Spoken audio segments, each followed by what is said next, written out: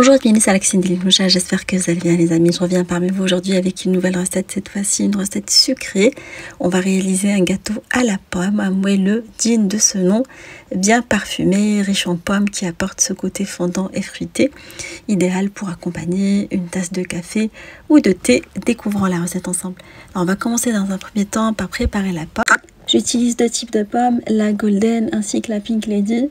Un goût acidulé et un goût sucré. Je vais les couper en 4, je vais enlever les pépins et je vais venir les éplucher grossièrement.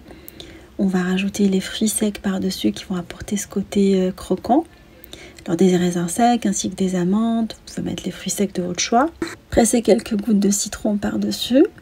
On va mélanger la préparation, on va la laisser de côté et on va passer à la préparation de l'appareil à gâteau.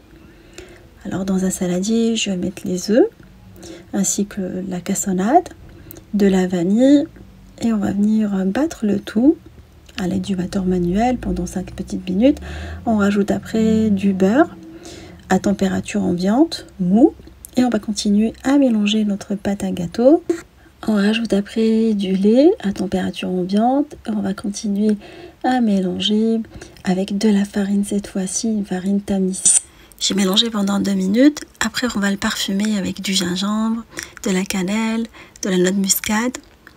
On va rajouter également de la levure chimique et on va mélanger notre préparation de gâteau avant de lui incorporer par la suite la préparation réservée à base de pommes. On va venir mélanger tout simplement à l'aide d'une spatule ou d'une maryse. Ensuite, on va procéder à la cuisson du gâteau.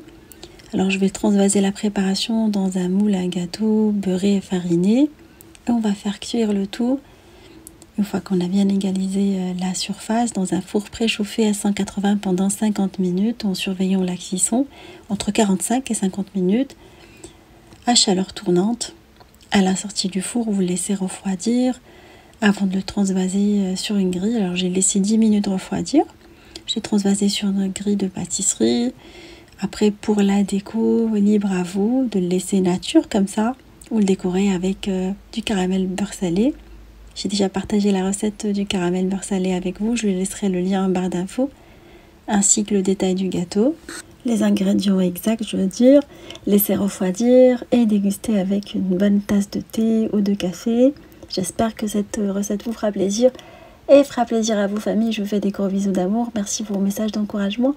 Et on se dit comme d'habitude, on se retrouve sur la cuisine d'Eline avec des nouvelles recettes, un nouveau voyage culinaire. À bientôt.